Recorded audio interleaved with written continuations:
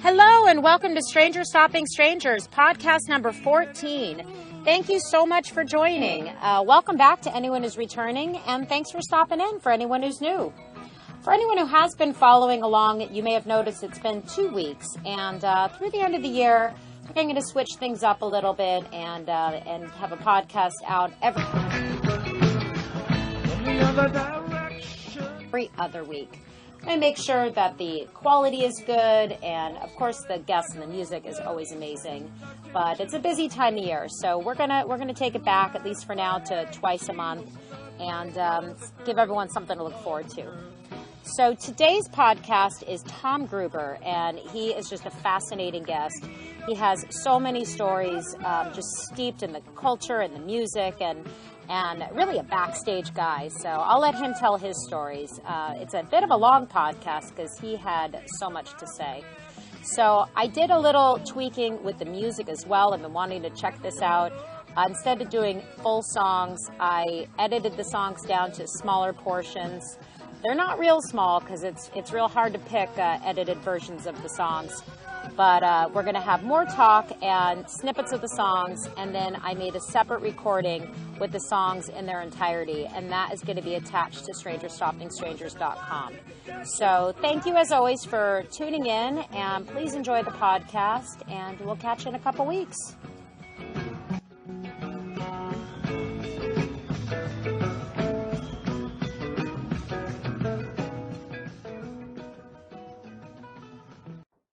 Well, welcome, Tom Gruber. This is a long time coming podcast. We've been in touch via Facebook and over the phone and have become friends. And once again, this is a face-to-face interview, so just so much better than being on the phone.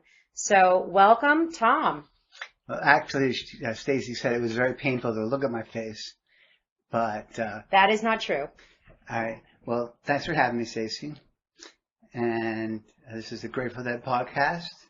Absolutely. Stranger Stopping Strangers. And you have so many stories. It's going to have to be like a series of podcasts because we've been talking for an hour, getting ready to talk for a little while. So we're going to just give you a taste. And I have a feeling that Tom is going to be a regular guest because there's no way his story and his involvement with the band is going to fit into one podcast. So let's just get going right in. Tell me a little bit about the beginning. Tell me how you got on the bus and the early days. Okay, well, I was 13 or 14, and I was a tennis player. So I moved to Florida to be in a tennis camp away from my parents. I'm from Boston, and this was in Palm Beach. And one of my older friends was into the Grateful Dead, so he started playing me the Dead. And when we came home for we came home for something in '83. And I saw my first Jerry Garcia show, which was at the Capitol Theater in Passiac, New Jersey. And Robert Hunter opened, who I barely knew who he was. And I was telling you earlier that I thought that Jerry Garcia played all the guitar in the Grateful Dead and wrote all of his own lyrics until I was, 18. So Jerry came on and started with Deep Elum Blues. And I was just hooked right away. So this was in '83. And my first chance to see the Dead electric was 1984 at the Worcester Centrum. And that show just blew my mind. And I started seeing the Dead wherever I could and full touring beginning in '85. And the thing I remember about both shows is leaving the venue singing the wrong lyrics to a song.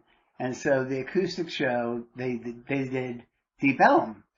And I left the venue and I was singing, "Your daddy's got some deep down blues." So the Elum, there was no Elum involved. Right. Was, just your daddy's. It's what you heard. It's what you're singing. You're tapping a beat. Yeah. So anyway, my daddy had the deep down blues. Right. And then when we went to Worcester in '84, and they did, I didn't know any of the songs really, but they did Help Slip Franklin's.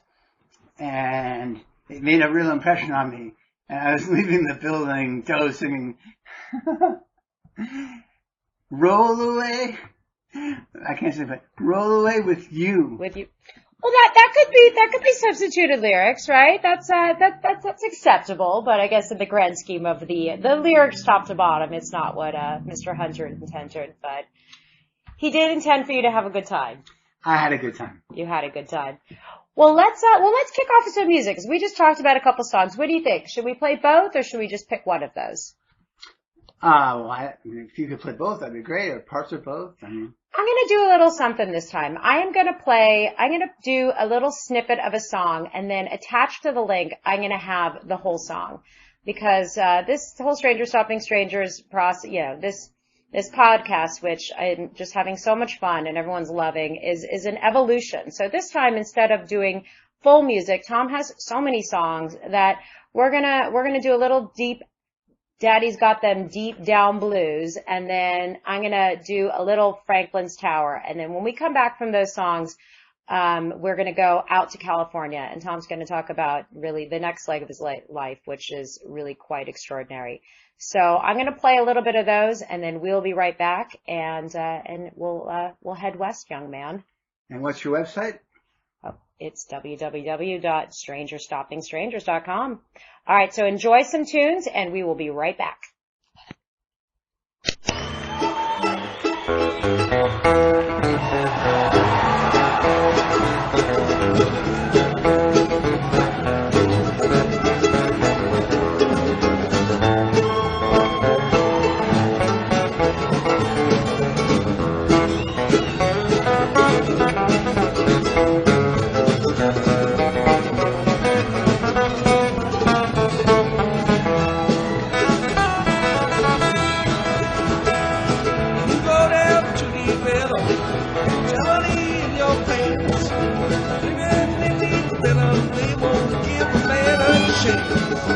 Oh, sweet mama, Daddy's got them deep Elum blues. Oh, sweet mama, Daddy's got them deep Elum blues. When you go down to deep Elum, have a little fun. Have the old $20 ready when that police looking on. Oh, sweet mama, Daddy's got them deep Elum blues. Oh, sweet mama, Daddy's got them deep Elum blues.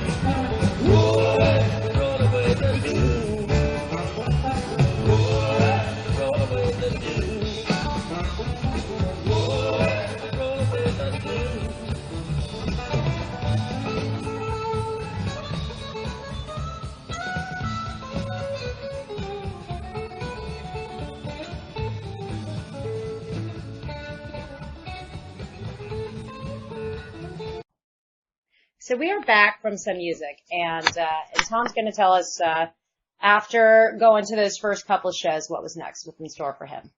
Well, I started touring pretty much nonstop in '85, and I wanted to go to see the New Year's shows in Oakland. And the way that happened is I was a subscriber to both the Golden Road and to Relics. And there was a Golden Road article where there was a picture of Bill Graham sitting alone in these bleachers at Chula Vista, California. And a quote from him saying that seeing the Dead was probably more than half of his peak experiences in life. And I showed that quote to my dad and explained that Bill Graham was, God. Powerful businessman. Very successful man. Very, very successful, very rich and very influential in music. And I said, Dad, if seeing the Dead, which I later realized was a little bit different if you're Bill Graham, but this picture of him in the bleachers and the quote saying that it was his peak experiences seeing the Dead. I said, Dad, I found flights for whatever it is, A couple $100 and at the time. Yeah, and his aunt his sister, my aunt, Ronnie, lived in San Francisco. So I had a place to stay. And it was by using Bill Graham that I got my dad to agree to pay for me to go to see the Grateful Dead for the New Year's run. I don't know. I guess it was 85, 86. I saw 4 or 5 straight New Year's runs. And it was just awesome. It was so awesome. And when we got there, and I had a couple of Deadhead friends from the tour, the prior tour. Right. And this is an East Coast tour. No, this was the whole national tour. Well, I went on the East Coast tour. Right. Definitely the summer of '85. I was at all the SPAC, Hershey Park, and down to Merriweather, where I was telling you after a heart transplant that my favorite Shakedown, which I play a lot, was June 30th, 1985, from Merriweather. We're going to close with that one. Okay, cool. So my memory isn't so good. It never was. I took acid 500 times, almost as a matter of course. Right. And now after the heart transplant, my memory is even worse. But I believe that at Oakland Coliseum, the first time that I flew west to see the Dead, they opened with "Gimme Some Lovin'." Right. And so glad you made it. I just felt. It's one of those epic moments that they're singing straight to your heart. They were singing straight to me. I mean, I was just out of my mind, That show, I went to 2 New Year's shows. I wasn't at that one, but it's like when I think back to the memories of the Grateful Dead New Year's Eve, I saw it 90 into 91 and 91 into 92. And it's like if you can close your eyes and imagine the word party. Like I still remember this thought from that time, definitely influenced with some psychedelics and thinking about, okay, what's a party? And then thinking there's lights, there's costumes, there's music, there's balloons, there's confetti, there's anything you could imagine of like just even the emoji today of what's a party? 20,000 dancing people. And that's it. Like it was every stop you could imagine, every light, every balloon, every color, anything that you would associate to the word party. So flying out and having them sing to your heart, I feel like I'm right there. Yeah, just to be clear, it wasn't New Year's Eve. It was the first show. Oh, the first show. Okay. Yeah, the first song. The first song of the first visit. Okay. I'm just imagining those New Year's shows, just that feeling, yeah, of those. They absolutely. were just, just mind blowing. Well, I'm gonna play that, and then again, Tom, we're gonna go back to the East Coast and hear a bit about his journey into the music business and some very cool experiences with the people that he has worked with and met along the way. So let's do a little "Give Me Some Lovin'." Yeah, give me some lovin'. So glad you made it, and thank you for so glad you guys made it to hear the story. So enjoy this, and we will be right back. Well, I feel so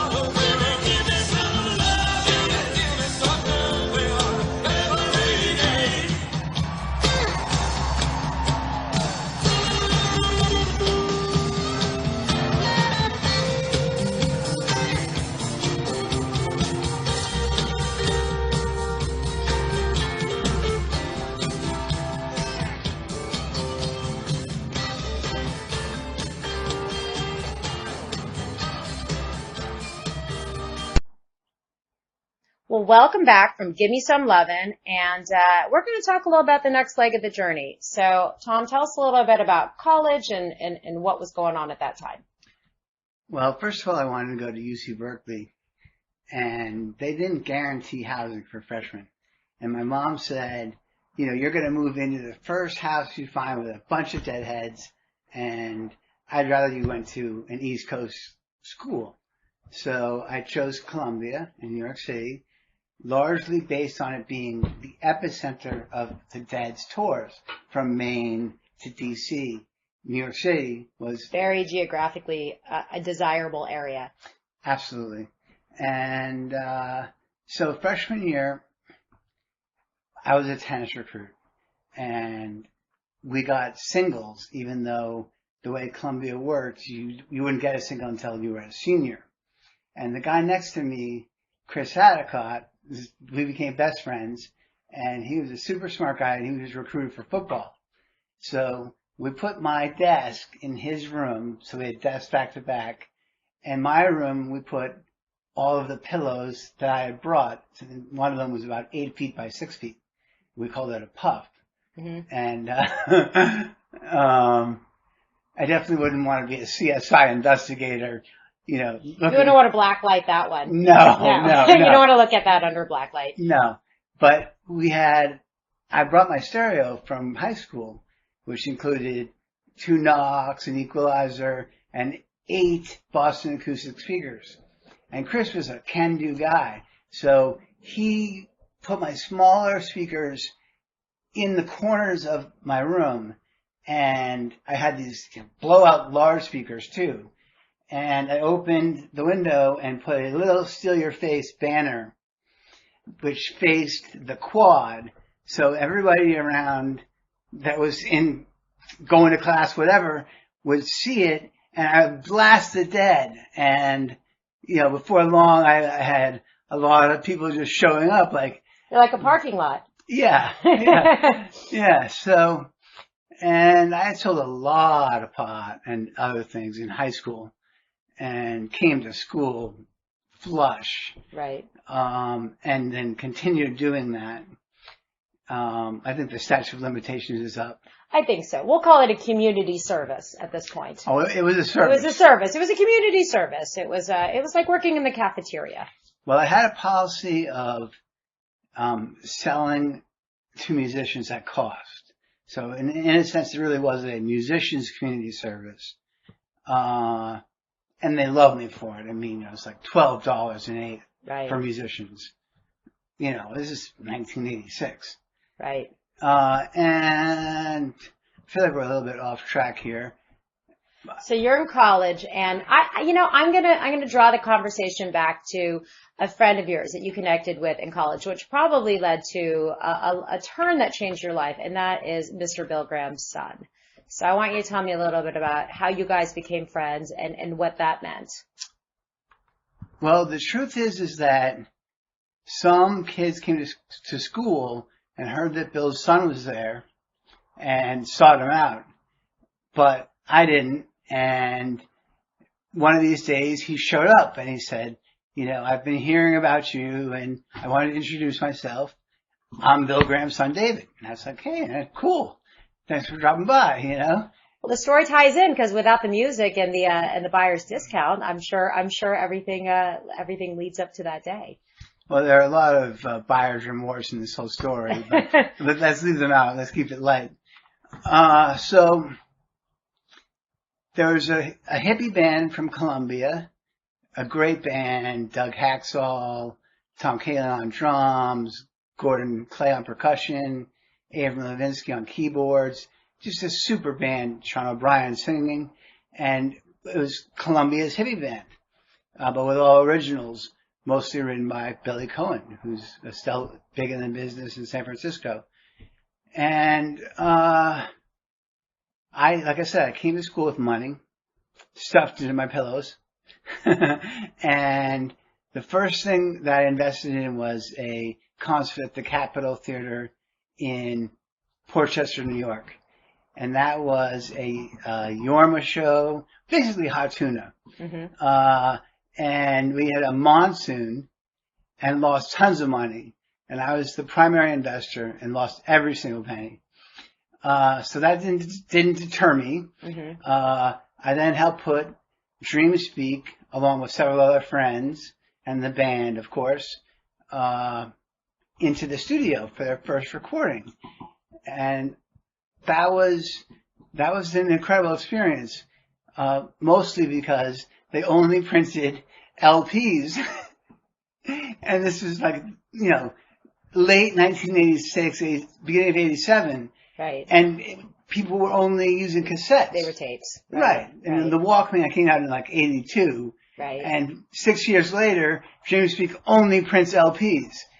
And my girlfriend Dana and I took it upon ourselves to bring the LPs to every record store within like 300 miles of New York on consignment. Wow. So we would bring like 4 copies to each store. And of course they never sold any because nobody had ever heard of the band and nobody was buying LPs. But it was a great bonding time for Dana and I. But my first 2 experiences in the music business were both money losers, and more or less disastrously so. But I had met Dave Graham, and we were friendly. Obviously, I knew his father. I actually met his father twice when I was in high school, and seen about 100 Dead shows when I was in high school. So I came to Columbia a huge Dead fan. We meet other Deadheads, and they might have seen 12 shows, or but not 100. Right. And I had all these soundboards. I had all 30-something Betty Cantor soundboards. And I loved to play the Grateful Dead as loud as I could. And so I'm not sure where we're going with this. Well, we were just talking about you're in the music business. So the first two venues were on paper colossal flops, but I guess that what does not break you makes you stronger. So we were talking about meeting Dave and Bill Graham, but let's skip ahead a little bit, because again, when it comes to you became a manager. I mean, I'm sitting here and I'm looking at these records on your wall, and again, how you contributed to the music with your friends is really special. So, how did you get involved with the Blues Traveler? How did that start? Well, I didn't drink until I was in my 30s. My doubles partner in tennis was killed by a drunk driver at 14, and I did everything else. Like at LS, at one point I was having a party, which we did all like 6 times a week at my house in high school. And my friend, who's is a doctor now and still one of my best friends, Mike Jaffe, I remember this. He had brought over a 6-pack of beer, and there were 2 or 3 of our friends that were going to split this 6-pack with him. So they're each having like 1 or 2 beers. And I said, do driving friends, or do friends let friends drive drinking or something? And he knew I was driving, and everybody trusted me to drive all the time. And he's like, Tom, you're on ecstasy, LSD, mushrooms, and you're doing whippets. And you're asking me about driving after having a beer. And right. So, it's kind of the story of my life, because during college and immediately after college, I began using hard drugs. Not really till senior year, but it was tough immediately after graduating from college. And even though I never drank, which is really strange, because everybody else that was partying that hard would always drink, at least when that was the last thing there. So I think we should stop for a second, because I can't remember what. Yeah, well, we were talking about the Blues Traveler. I want to go into a song. We're going to come back, but I want to play a song. So just off the cuff, I'm going to throw something out, because we're going to do some music, and then we're going to come back and talk about that. And then I really want to talk about the amazing experience that you had just most recently, because the story that goes with that is just needs to be told. But so what song? What are we going to go into? I'd like to go into Sweet Pain, which was on the second record and was at a time when I had, already begun a downward spiral into addictive drug use. And I remember when they came out with the second record that this song, Sweet Pain, just made me so emotional and so much more convinced than ever that John Popper was a genius as a lyricist. And from the first time I saw him play, I just thought he was like the Santana or the Hendrix of harmonica. I mean, from the very first time I saw him, it was immediate and just the greatest privilege to get to work with John and Blues Traveler. We're going to go into Sweet Pain from Blues Traveler. This is a first and Strangers Stopping Strangers, but, we love all music and everything that is inspiring. So we're going to go into that, and then we will be right back.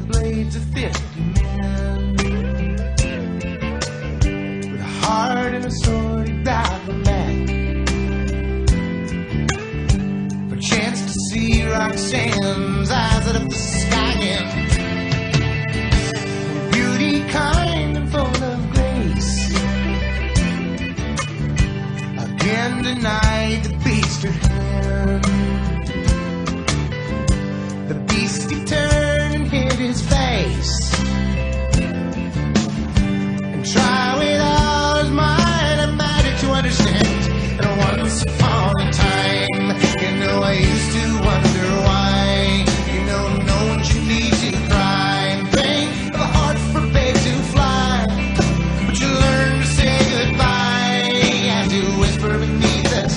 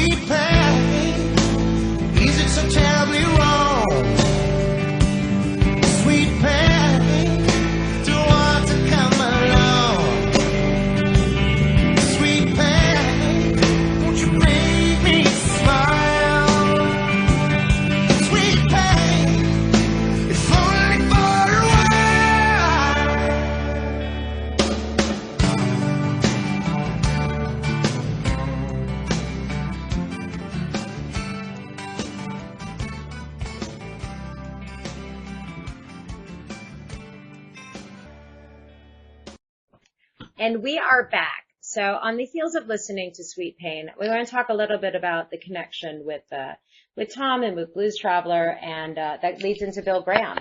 So tell me a little bit. We get back, and Tom falls in love with Blues Traveler and brings Blues Traveler to Bill Graham via the David Graham connection. So this is where we are looping in the full circle of this story.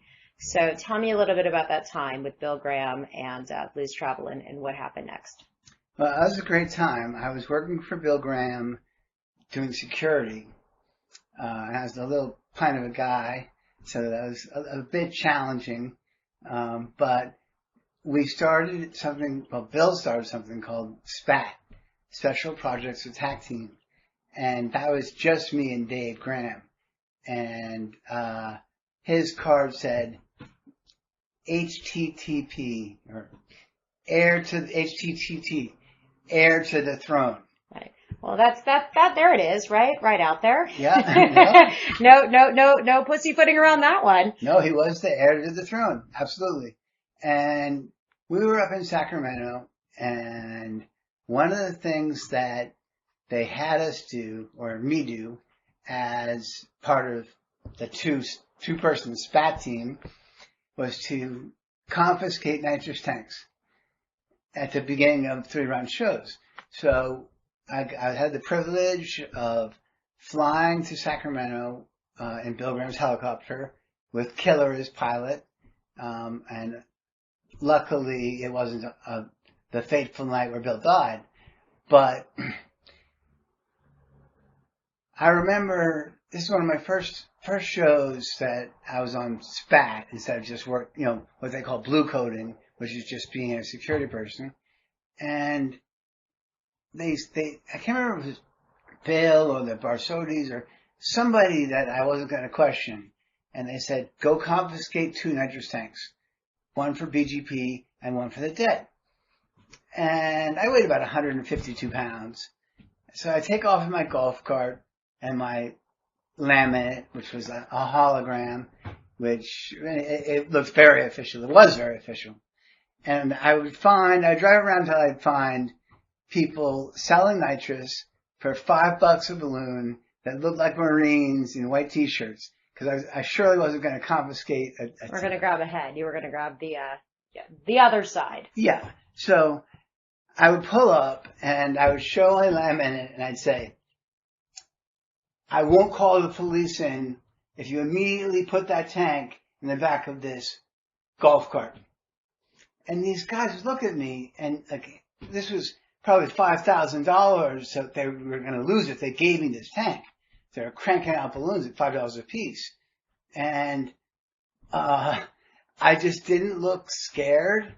And there's a certain way that you can act where people will just do what you say, especially if they know there are cops everywhere and you're showing them a laminate and and you have a walkie-talkie.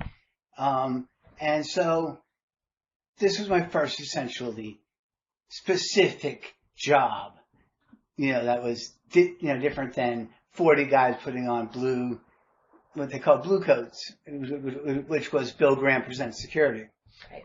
And so this was in Sacramento, and I was working really long hours. I started this recycling program, I guess, for deadheads. I would talk to deadheads in the parking lot, and I'd say, meet me at this gate with at least 4 full industrials, and I gave them the bags full of bottles and cans, and I'll walk you in. And because I could. With the limit that I had, I could walk in up to 9 people at a time, and as many times as I wanted. And it's pretty crazy. And so it was about 4 o'clock in the afternoon on the second day of a 3-show run. I have to Google it or dead net it, but it was 89 or 90. And I'm sitting in catering, which has maybe 12 picnic tables. And I think all of us have, as children, sat at a picnic table where the seats are actually part of the table. All connected. All connected, right. And they're connected even much tighter than airplane seats. You know, they're little round Right. things with metal that connect to the table. Right. So, Like a Costco seat, but a tiny version. yeah, I don't know if that's a Costco plug or... No. I'm just envisioning the little area with the circles where they're all contained with a little table in the middle. No connection to Costco, I promise. Go on. So there are about 12 seats at each picnic table. And I'm the only one in the tent. I mean, it's 4 o'clock in the afternoon. It wasn't a mealtime. I think I was just getting some shade and just sitting there, you know. And I swear to God, Jerry Garcia comes up and sits down right next to me. Wow. And he was a big guy. And, you know, it was like being on an airplane and having a distinctly uncomfortable closeness. But for me, it was like the greatest. The closer the better. Yeah, right. And right. more of him to love, right? More of him to connect with. I think it might have been 1990 because we started talking about scuba diving. And I was a licensed scuba diver, and Jerry had just been scuba diving. And I believe he went scuba diving in 1990 off Hawaii. But that's whatever. That's in the weeds. So Jerry says, hey, man, you know, and again, he sought me out. He didn't need to come over. He wasn't hungry. I don't know why he came over and why he sat down. And he's like, yeah, I heard you're, you know, blah, blah, blah, you know, and it's Jerry. He's like talking all just exactly like you think with Jerry would talk. And the first thing he said, well, the woman running catering saw that Jerry was sitting in catering. And she's like, Jerry, what do you need? Anything you want. 'Cause I have a feeling that most of the band didn't go to that catering anyway. It was, you know, they had their own catering. So he had to put 4 packs of unfiltered Camel cigarettes lined up. 4 in the afternoon. 4 packs. Wow. And he says to her, give me a coffee. I need the nicotine. And she looks at me and I look at her and I said, Jerry, I think you're all set with the nicotine. And he goes, and he goes, nicotine, caffeine. And then with both arms, he goes, drugs. And basically knocked me off my chair, you know, while he's expressing this, you know, it's like wide open. What's one or the other? It's all in the same. Well, when you're Jerry Garcia, nicotine and caffeine are barely drugs. Right. I mean, you know, it's like water or Diet Coke, you know. Right. It's not like what he was doing. Yeah, surface, right. So at any rate, she brings him a coffee and he wants to talk. And I was just blown away. And the first thing I noticed is that he was wearing a black t-shirt, obviously from the night before. And he had just apparently woken up. I mean, this is all in my mind. But he had hair all over his shirt. His own gray hair all over his black t-shirt.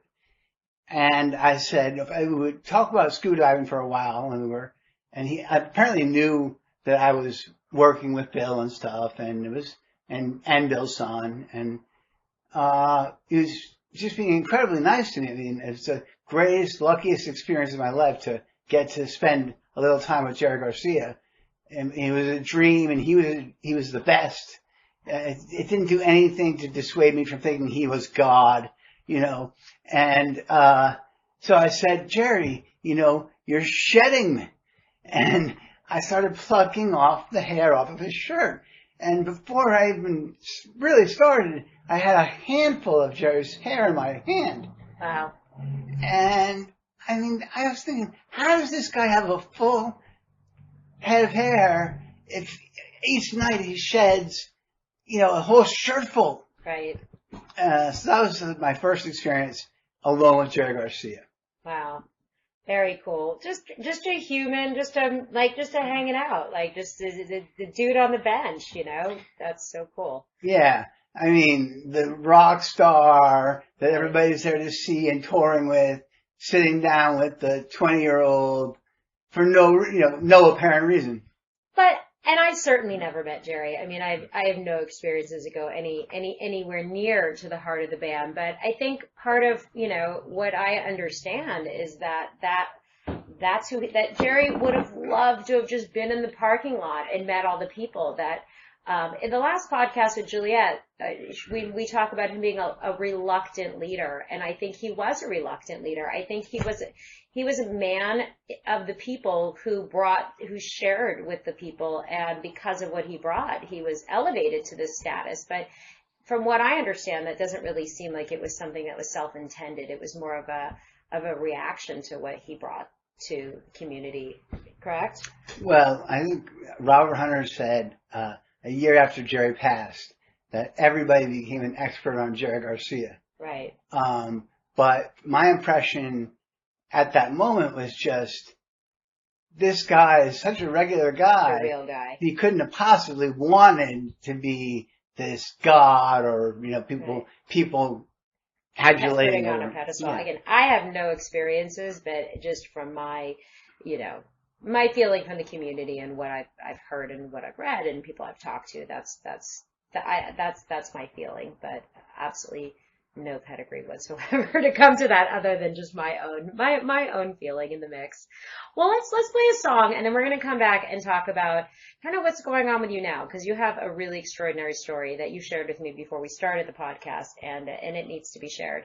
So what do you think? Let's go into a song. We're in 1990, Sacramento. I don't know what they played in Sacramento, but I mean, anything like China Rider or For You, Strangers Stopping Strangers, Scarlet. Let's do a Scarlet Begonias. I never pass up a chance to play a good Scarlet Begonias, and today is a beautiful Stranger Stopping Strangers story. So I'm going to play some Scarlet Begonias, and I'm going to put what it is on the notes to the podcast. So it's going to be a surprise to all of us. We'll pick one out because you really just can't go wrong. So we're going to do something from that era, 89, 90, and we're going to be back, and we're going to skip on to what's happening today. So enjoy.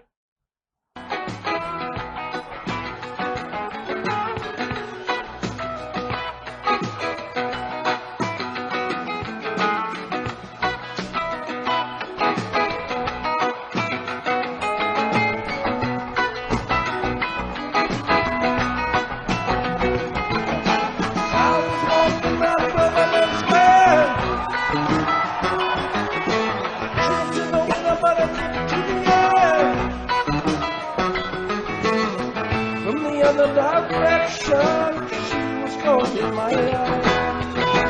It'd be an illusion, but I might as well try. Might as well try.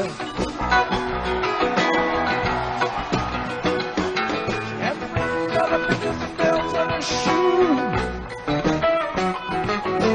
And I asked her, she went in the blue.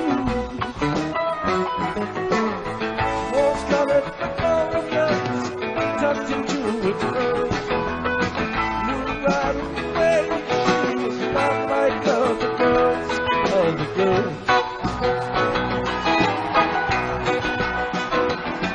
In the heat of the evening, when the feeling got rough, she backed up and too cool to love. So I picked up my matches and was closing the door. One of those flashes I've been there before, been there before.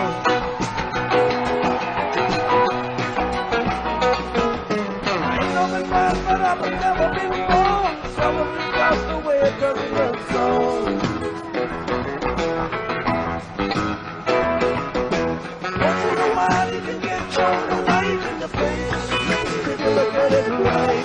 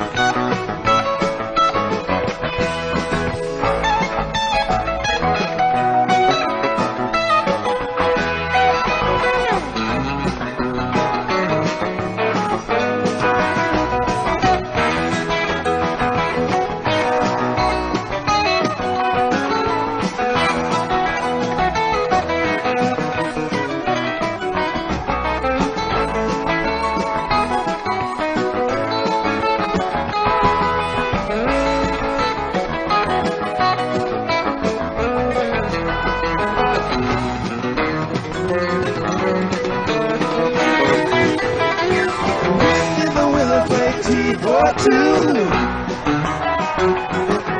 The sky was yellow and the sun was blue.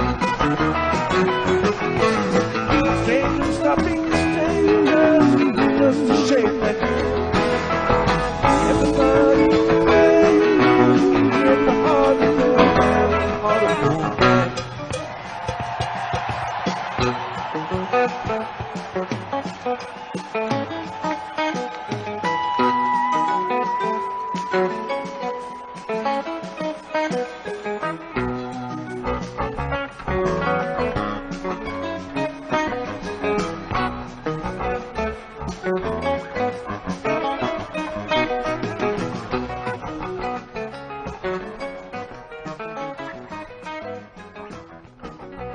So we are back from listening to Scarlet Begonias, which obviously is a personal favorite of mine in so many ways. And I want to talk about what's going on with Tom's health, and I alluded to that before. But in the little break while you were listening to the music, there is one more Jerry story that just has to be shared because it's just fucking awesome. So I'm going to have Tom tell the story about a further down the road encounter with Jerry, and then we'll go into what's happening now.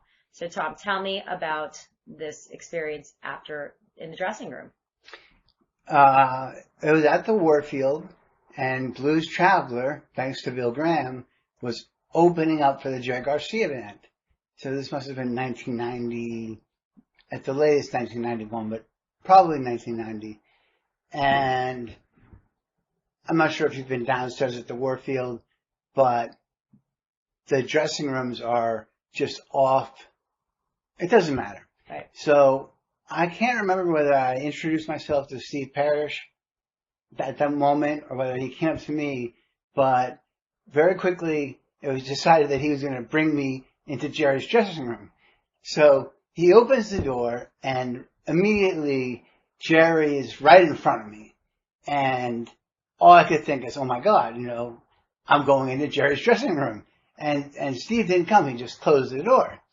And Jerry said, Tom, and, for like 6 seconds, it felt like a massive hit of, X or something. Like I was like, he knows me. He knows me. Yeah, I was like, he didn't just say Tom, And then he said, cool, your band is opening up for us tonight.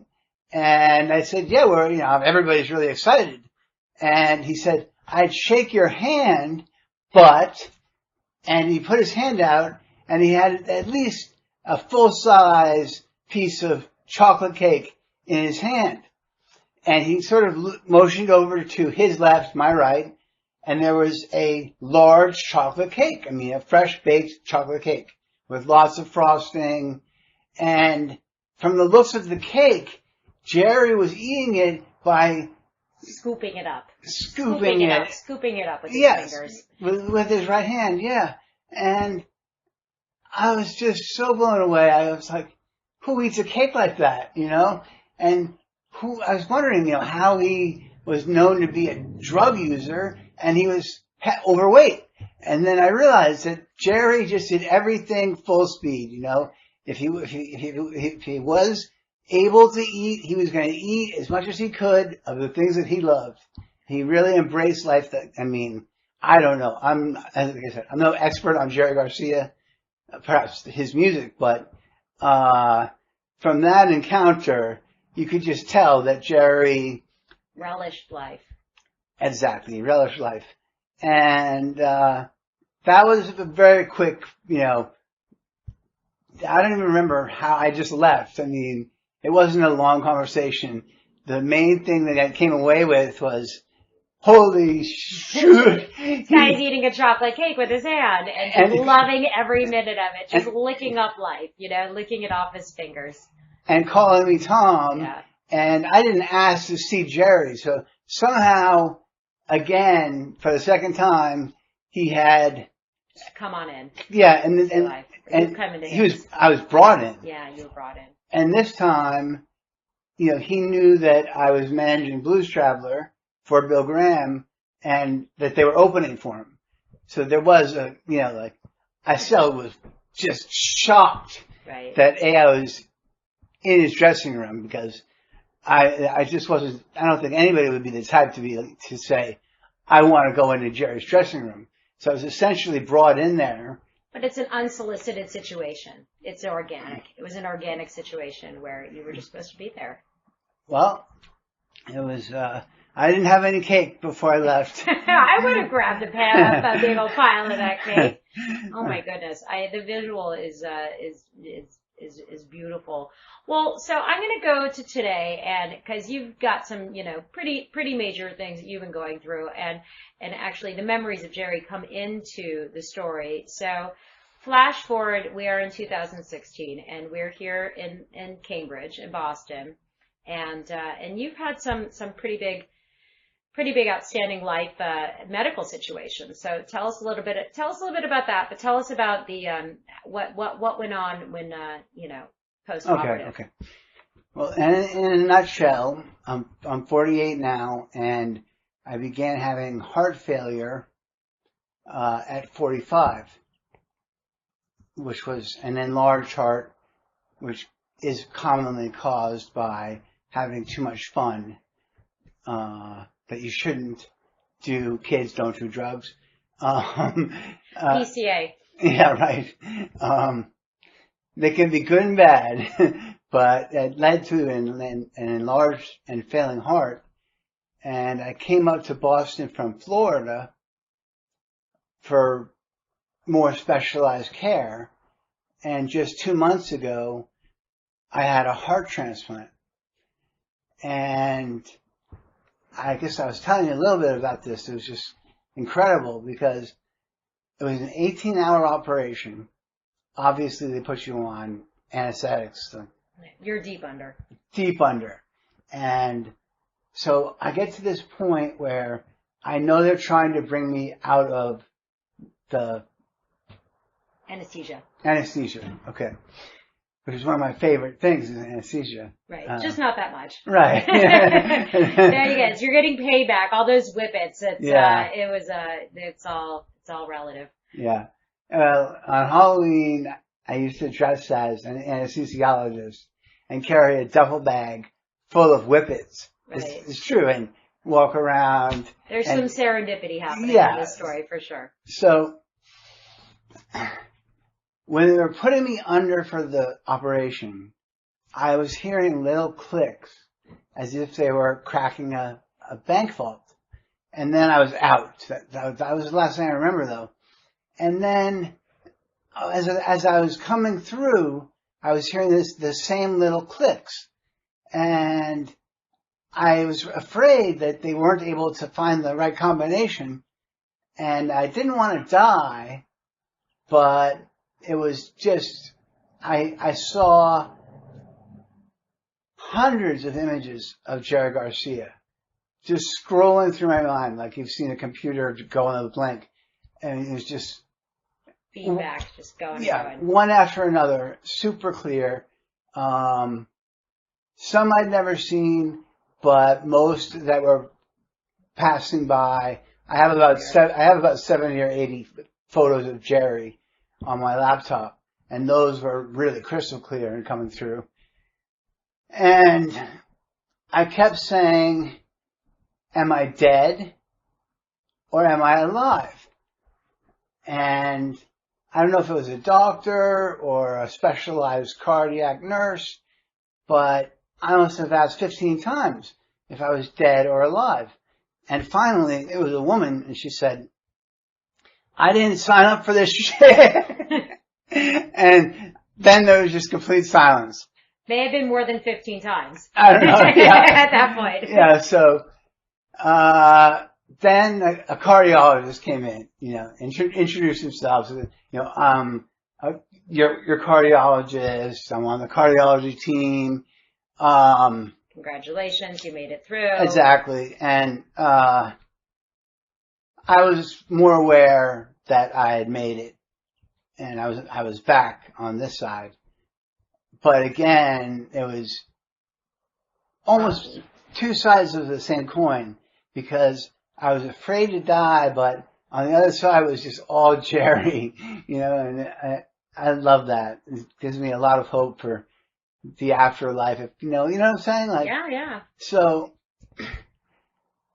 they start I don't know what they were doing, but I was hearing loud and clear a live version of Day Job.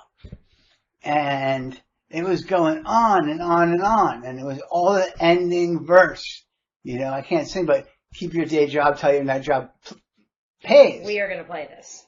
This is a song I did not know. We had this conversation earlier. So this is not Tom's favorite song by a long stretch. By a long stretch in the repertoire.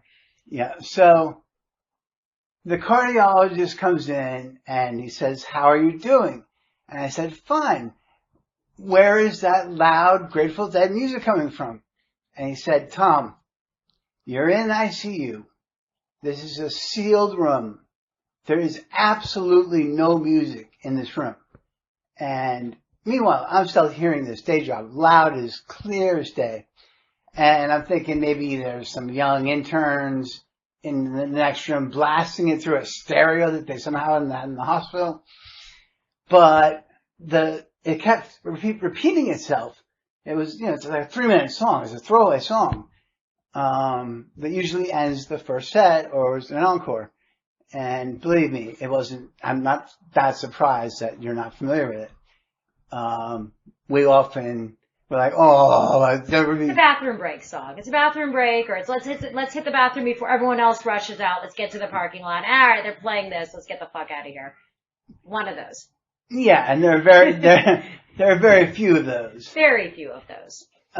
So the doctor, and by now I have my eyes open and I'm seeing, and I know that I'm talking to a cardiologist, and I said, "Listen, there is a loud, live Grateful Dead concert being played."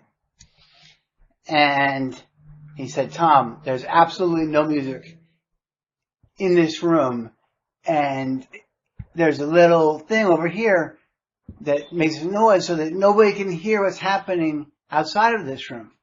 I can tell you right now, there's no music in this room." And I said, "Well, go over there and listen behind that vent." So he's trying to, help me through this. And he walks over to where I'm pointing and he says, "Tom, this is a clock nailed into a concrete wall and there is no vent." And, I was hearing this Day Job. And as it went on and on and on and on, Jerry, I started seeing Jerry. I wasn't on stage next to Jerry. I was like, you were sitting in your seats. Sitting in my seats, but pretty close up. And I could see Jerry. And as he did the chorus and kept going on and on with the, back to the keep your day job instead of ending it, he started smiling and he started just ripping. I mean, it was like, like in Morning Dew where he'll sometimes just hit the chords. He was doing that kind of stuff while he sang the Day Job chorus. And it never ended. It felt like an hour and a half. It was incredible how many times he sang the chorus. And each time he did, he smiled more and he ripped more on guitar. And this is one of my wildest memories of coming through. Because at this point I was like, all right, I believe I'm alive, but I don't believe that there's not a Day Job playing. But then I was like, there is no Day Job that goes for 45 minutes. Right. This much I know. Okay. Yeah. And so the last thing I remember is Bob Weir went over to Jerry and Bob put his guitar like behind his left side and he went behind Jerry and he put his right arm around Jerry and whispered something in his ear, which I assumed was, that's got to be it. Right. We've got to stop. Next, right? Right. And so, bizarrely, and I'm thinking now, right. Weir does the chorus to New Minglewood. And the band breaks into Minglewood. even though it's out of sequence. Out of sequence, exactly. And about halfway through the first verse of Minglewood, Jerry just goes, "Keep your day job." Hijacks the fucking song right back. That's like the day job, you know. And then whenever he was about to, I thought, really end the song, Phil would play these exact same notes that would be like on volume 11 in the mix, and the rest of the band would be at 1. So it was like just this incredible Pounding it out. Pounding these bass, and it was the same thing. And every time that Phil did this, Jerry would start saying, "Keep your day." What a wild memory! What a wild memory to welcome you back. I mean, it's and it's so vivid, you know. I mean, it's very, very cool. It's Yeah, really neat. and it was a special day. Apparently, the operation was done I know the operation was done at Tufts Hospital in Boston, but apparently the record for heart transplants was 2 in one day. And they did 4 the day that I was transplanted. And it was an all-time record, I believe, even in the United States for one hospital. Wow. And so the big paper in Boston is the Boston Globe. And a reporter came in, you know, I had to sign permission and stuff, but came in to interview me about being one of the 4, which we were being called the Fab Four, which I think is a kind big, of fun. Yeah. Yeah, It's well, fun. It's a little cheesy, but it's fun. Yeah, it's the closest I've been called Fab. And you're a Beatle. Yeah, right. And now you're a Beatle. There you go. There you go. So I was telling him, you know, about first of all not knowing if I was dead or alive, and he was like, "Well, that's a wild story." And then I started explaining the day job, and he's like, "Oh, I'm a deadhead." And I was like, "Oh, so you know," and he's like, "Day job, oh." And he was like, right with me, like, one of the worst songs, you know. Now I would... Now it's probably one of your favorite songs, because it's the song that welcomed you back in its own way, right? No, it's not one it's of still mine. not your favorite. Okay, I was reaching there, but putting a bow on it. Well, this reporter was reaching because he said, well, they would often close the first set with Day Job. And I'm like, exactly. And he said, well, maybe you couldn't break out of the entire experience and enter your second set or your second stage. And I can't remember what I had. I had also had some... Well, you're medicated at this point. I mean, Yeah. this is a couple days post, heart transplant, so... Yeah, I'm not unconscious, Right. but I am on a lot of pain medication. They had taken my entire ribs apart. I mean, Wow. just, Yeah. Yeah. I just showed Staci, Scar. yeah. So,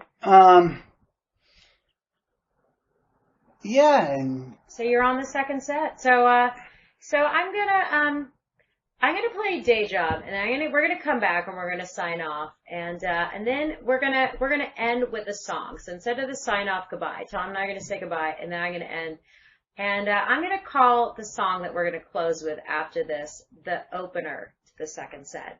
So everybody enjoy some Day Job, and we'll be right back to say goodbye. And hey, maybe new for you guys too. Maybe everyone else went to the bathroom. yeah, if you could just loop the closing part of Day Job. Okay. I'll loop it a couple times. I'll work on my editing skills. So everybody enjoy, and we'll be right back.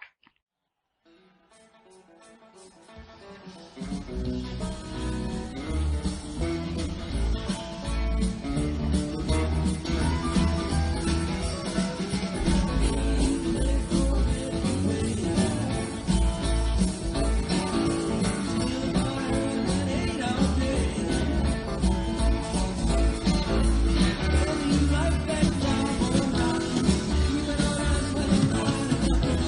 on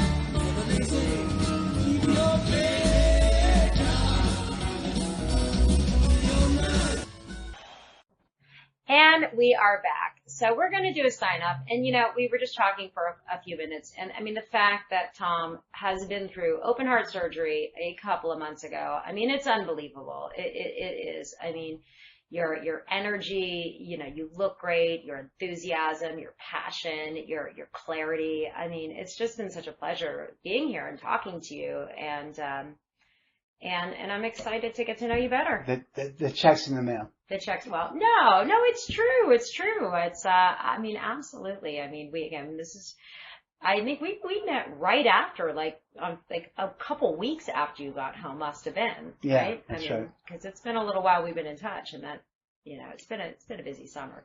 So, no, this is amazing, and Tom has been a good friend, and I look forward to being friends. We're both out here in Massachusetts, and he's going to get stronger and better, and we're going to go see some shows together. We're going to catch some summer shows next year, right?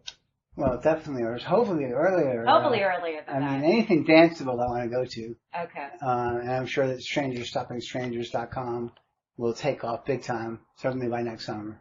Well, we will see. It's all a journey, but it has been amazing. And as I said earlier, I'm playing clips of songs and attaching, but we are going to play what I'm going to call Tom Gruber's second set opener. So we closed out the first set with the day job as they closed out sets, and we're going to play the full. You'd say it. The best tour that has changed my life was summer 1985. I think there were 3 shows back. And then the killer one at Hershey Park, and then on to Merriweather. And at Merriweather they did just a blowout Shakedown Street that I'll never forget being there. And I've been listening to ever since 1985. It was June 30th, 1985. So if you could play that one, that would be great. I'm going to play the whole song. And I mean, Shakedown Street, don't tell me this town ain't got no heart. You just got to poke around. So, and anybody, feel free to send a message or with your favorite Shakedown Street, because Tom's been collecting Shakedown Streets. And listening to them obsessively. So thank you for joining. We are going to go into a full Shakedown Street. This is the second set opener for Mr. Tom Gruber. And thank you, as always, for tuning in. And we will catch you next time. Thanks for dropping by, Staci. All right. Thank you. Bye. Bye.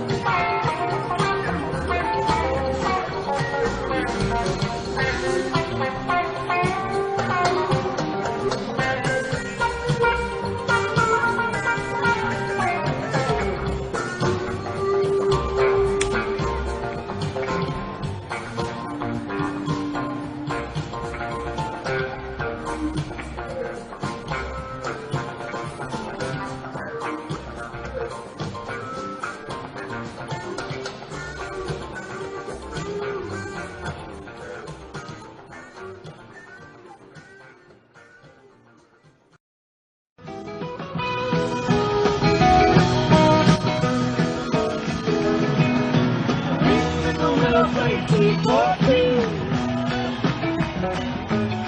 The sky was yellow and the sun was blue.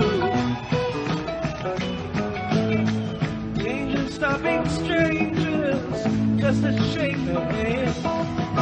Everybody's praying in the heart of Golden Land.